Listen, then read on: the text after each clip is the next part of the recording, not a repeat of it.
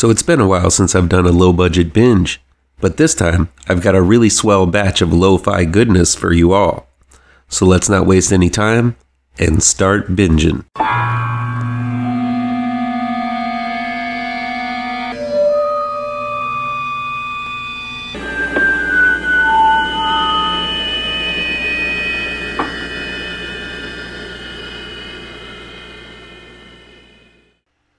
Pardon me while I interrupt this video with a quick moment of self-promotion.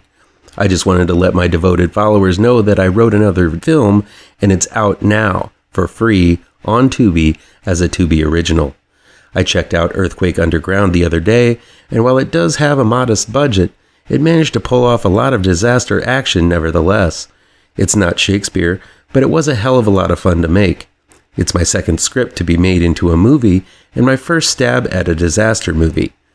Now you may say, Mark, all earthquakes are underground, but the name refers to a handful of survivors of a massive earthquake who find themselves trapped inside a building that is sunk underground and desperate to find their way to the surface. I had a blast writing this with the good people at the asylum. If you have a spare hour and a half and want to check out a fun disaster movie, Earthquake Underground is free on Tubi now. Low Budget Binge is where we venture down the path less traveled and look at low budget, no budget, and sometimes international films that never get that top billing you see with the usual Hollywood fare. I'll indicate in the review down below where you can find these films along with their trailers. Here we go. Followers is streaming on Screambox. It's directed by James Rich and written by James Rich and Za Hersh. Followers follows a trio of women played by Ravel Carpenter, Molly Edelman, and Gigi James, who survive an attack when their live posting hiking adventure results in obsessed masked fans tracking them down. 1 year later, one of the gals sold their story to Netflix, while one gal seems to have moved on, and the last is still coming to terms with the attack. The group decided to go on a weekend getaway together since the close friends have drifted apart over the last year, and one decides this is the right time to ask permission for the others to sell the rights of the ordeal to make a movie. But before they decide, the members of the masked group who attacked last year return to finish the job. Followers has a timely presence, with everyone's obsession with their online personas these days, attempting to capture and post every experience they have. Of course, someone with enough motivation and mania would be able to track down people because of these posts.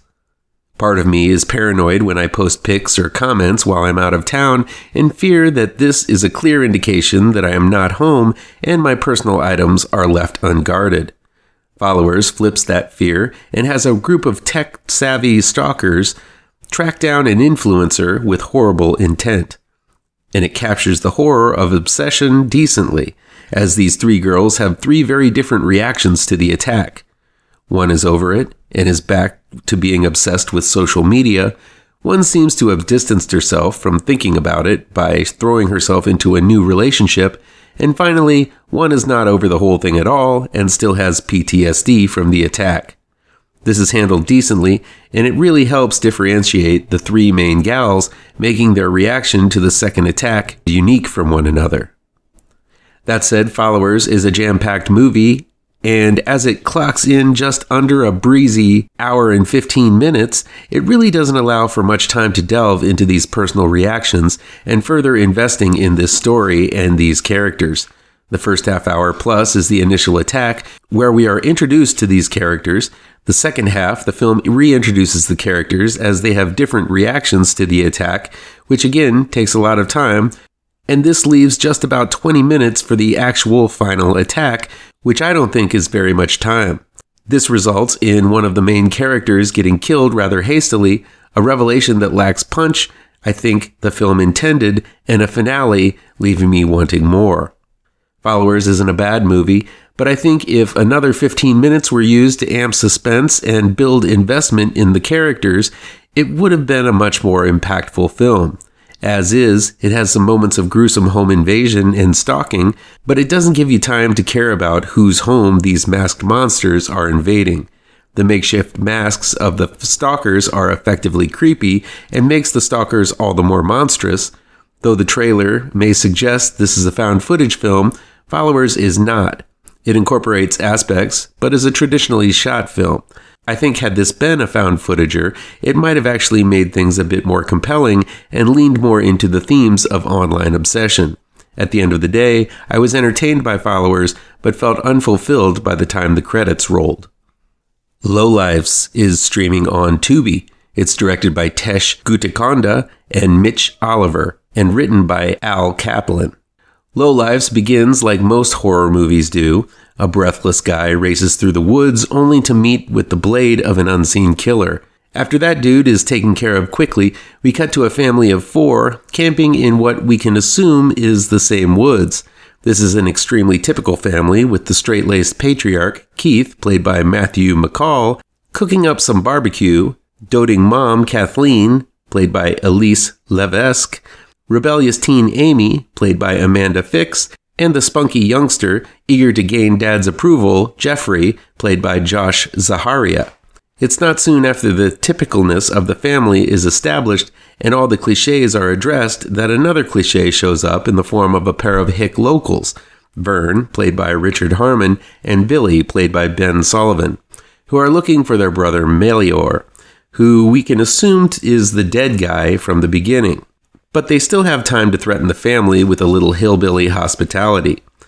But soon after the cast is established, LOWLIFES switches gears and becomes a bit more unpredictable, breaking some cliches and addressing some new ones, making what first felt like a city folk being terrorized by hillbillies' tale into something completely different. I don't want to reveal the twist of LOWLIFES, though the reveal does come pretty early in the story. It does separate the film from the rest of the herd and makes it a bit more unpredictable as expectations are flopped. So while I kind of saw the twist coming, I still appreciated it when it did indeed happen. What transpires is a fairly gory and relentless little movie where the entire cast literally tears each other apart. The gore is not over the top, but there's a lot of death and blood to go around here. I also felt the lead performers were great in their respective roles. Matthew McCall has a Jake Gyllenhaal look to him that makes him look respectable one minute and out of control the next. But it's Amanda Fix's Amy that goes through the most twists and turns here, and she molds those emotions sharply.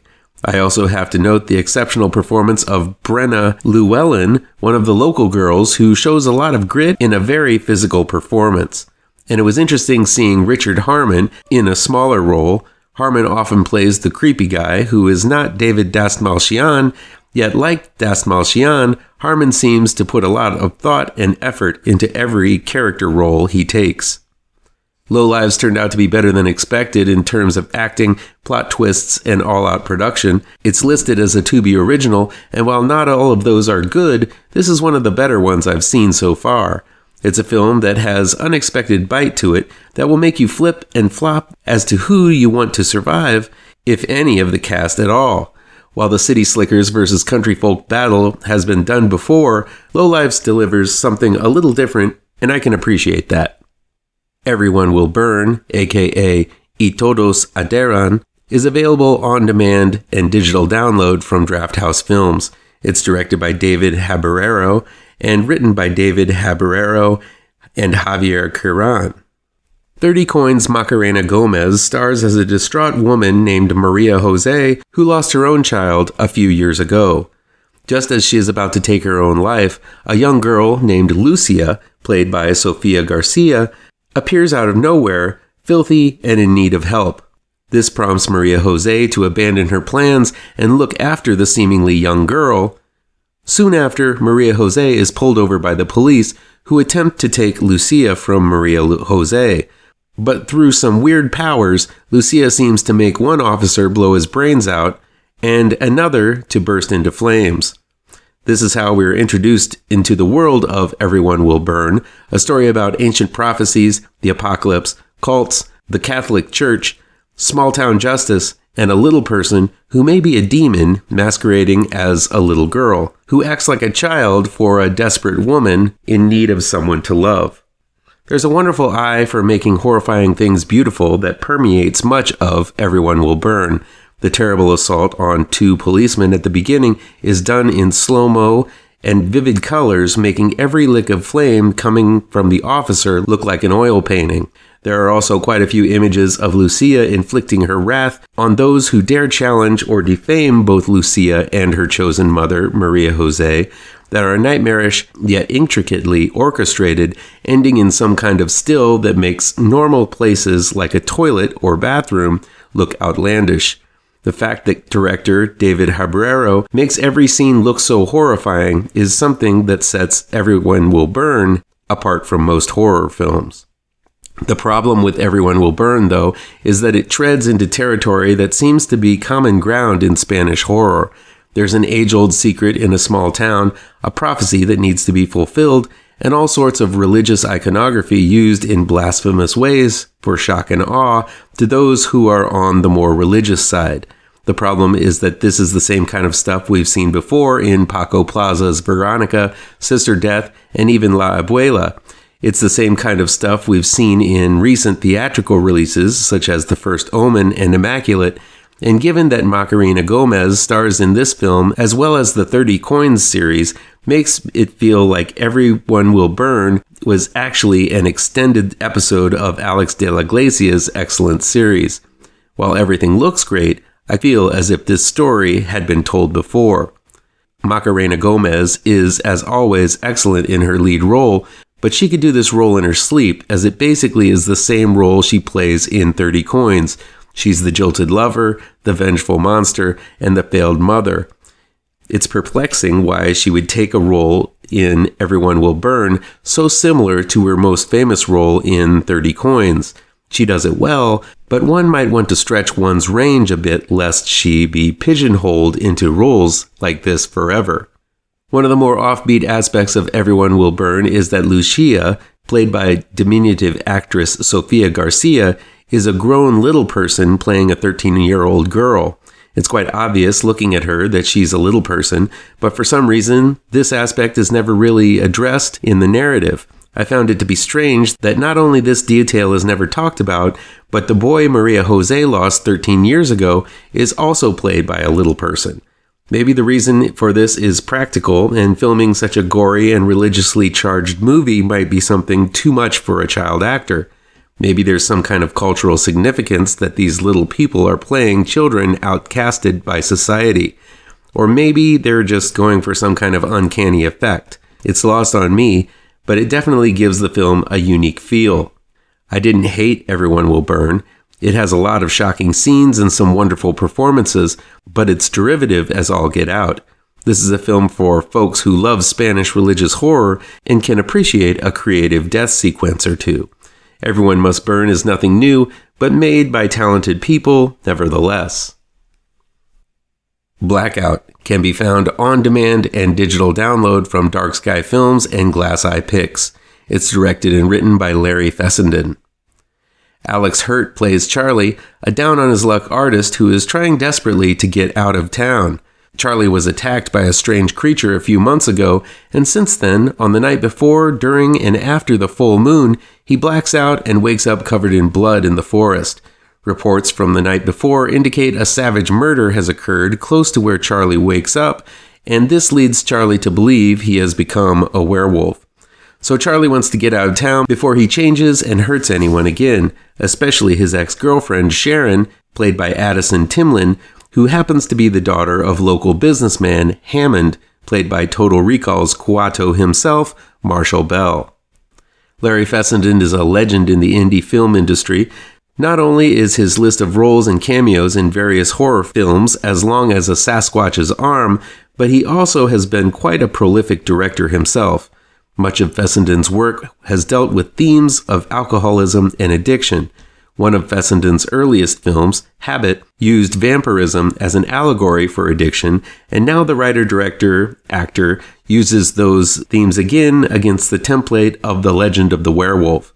This time, though, the theme is less prevalent than the one seen in Habit, but the effects of alcohol on one's life are front and center. Fessenden's take on the werewolf is wonderfully classic. He's named the town all of this occurs in, Talbot, after Larry Talbot, the name of the man cursed with lycanthropy in Universal's classic The Wolfman, The rules of this particular version of Wolfman adheres to the rules established in that old film as well, and Hurt, in his werewolf form, looks a hell of a lot like the original Wolfman design, with mostly facial and hand applications, leaving the actor to use his own body to act out the rest. As a huge Universal Monsters fan, I not only appreciated Fessenden's dedication to represent the Wolfman in that way, but was pretty giddy with excitement while watching it. Now, if one doesn't have my appreciation for old school horror and are used to seeing CGI werewolves pixelated on the screen, then I understand why one might snub their nose at Fessenden's version of the Wolfman. And that's cool, I guess, but man, was Blackout a breath of fresh air for me. That doesn't mean Blackout is flawless. It squeezes a lot of exposition in the front half so that it can have a payoff in the latter. There's also a ton of people in the cast, many of them recognizable genre faces like Marshall Bell, Barbara Crampton, Joe Swanberg, Kevin Corrigan, James LaGrosse, Jeremy Holm, Mark Center, and many others. Most likely, with Fessenden agreeing to appear as a cameo in other horror movies, these actors are returning the favor, and all of them are given a line or two to have fun with. The problem is that very few of these scenes are together, so you might get this recognizable face in one scene, and then we're introduced to another and another in a small scene later. Put these all together and you have a movie, but still, the scenes feel disconnected, most likely because the actors couldn't all appear at the same time during filming. So there are only a few actors guiding us through the story, and we meet all these other randos along the way. It's somewhat disconcerting, but again, given the budget, it is impressive that Fessenden could pull all of that talent together. Actor Alex Hurt is undeniably the son of William Hurt. He looks so much like his father and delivers the same kind of under-the-radar, subdued coolness to his performance in Blackout. Hurt has no qualms in tearing off his shirt and baring his chest. Those who read the old Werewolf by Night Marvel Comics series, the fact that Jack Russell loses his shirt frequently was an ongoing joke, one that I feel works here as Hurt has no qualms disrobing all and running bare-chested through the woods. Addison Timlin does a great job as Charlie's lost love, whose beauty seems to be the only thing that tames this beast. Timlin gives her all here and makes the role work. While the effects are rudimentary, Fessenden makes the transition work by adding some very cool animation to fill in the blanks that most likely would have cost too much for the film to support. I've had my fill of pumping face squibs and reverse-filmed hair growth sequences seen in every other werewolf transformation. These animated scenes actually liven up what has become a tired werewolf movie trope. As an ode to old-school werewolf movies, Blackout works big time. Fessenden obviously is a fan of these old creature features. I'm sure those who poo-poo lower-budget films will not be impressed, but Larry Fessenden has been a hands-on creative in front of and behind the camera worth supporting. Blackout has all the right kinds of indie passion. All You Need Is Death is new in select theaters and on demand from XYZ Films. It's directed and written by Paul Duane. A young couple, Anna and Alex, played by Simone Collins and Charlie Mahar, are music geeks for ancient music, looking for forgotten and rare songs from long-dead cultures. They attend a weekly group of like-minded music aficionados, led by Agnes, played by Catherine Siggins. When Anna and Alex get wind of a truly unique forgotten song, they're steered towards the home of Rita, played by Texas Chainsaw Massacre's Olwen Fiore. Stone cold drunk, Rita agrees to sing the long-forgotten song, which sets forth a series of strange events and affects Anna, Alex, and Agnes in different and horrifying ways. All You Need Is Death is a film that feels like a puzzle that has a few pieces missing. All the way through, from the shorthand, comfortable speak between Anna and Alex to what is actually happening when the song is heard for the first time, it feels like writer-director Paul Duane has a cohesive and expansive story he wants to talk about in his head about the fragility of relationships, the exploitation of tradition, and the horrors of the past that sometimes are buried and forgotten for a reason. But for some reason, it just doesn't completely translate to the film that played out in front of me. Watching this movie occasionally felt as if it were being told in a foreign language, though it's clearly English these people are all speaking. That doesn't mean I didn't like what I was seeing with All You Need Is Death. It's an extremely atmospheric film, filled from start to finish with a score and soundtrack made of tribal music and pained moans and groans.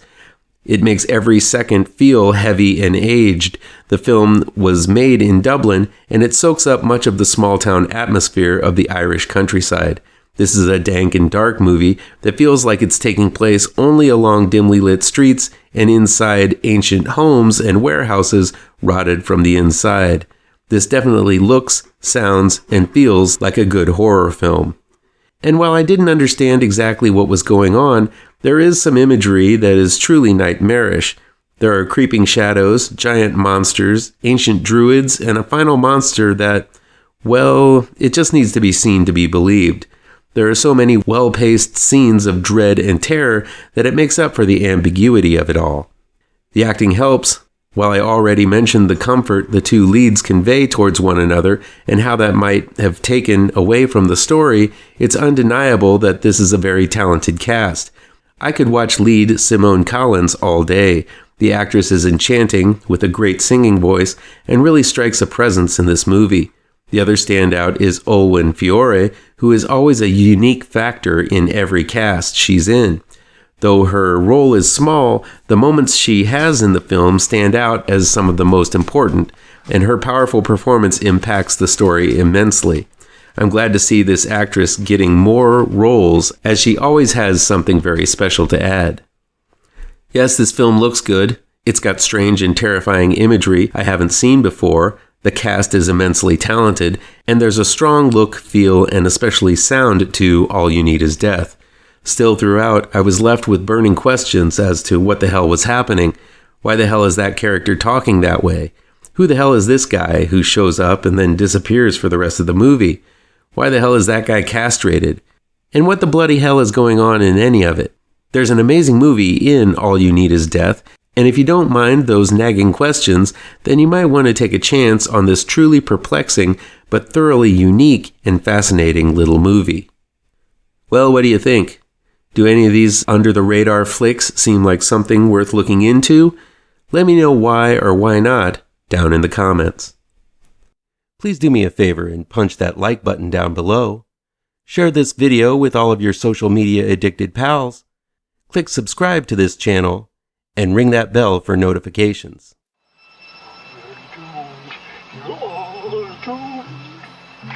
You're doomed to live the life you're meant to be, stuck inside your reality. You're doomed. Oh, you're doomed. You're doomed. You're doomed. Live the life that you are meant to be. Live inside that reality.